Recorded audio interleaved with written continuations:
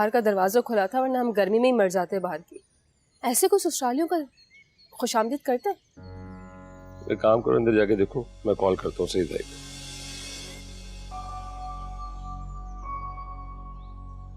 अस्सलाम वालेकुम सईद भाई।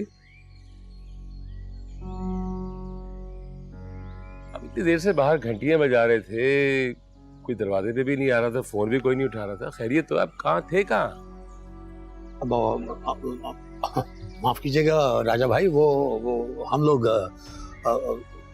माजरत चाहता हूँ कि आपको इंतजार करना पड़ा। आप अंदर आइए ना, बाहर क्यों खड़े हैं? आओ फिजा बेटे, आ जाओ, आइए आइए आइए।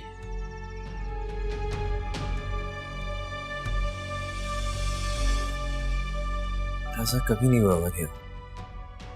अब्बू को अम्मी पर इतना गुस्सा आया कि उन्होंने उन पर हाथ उठाने की कोशिश।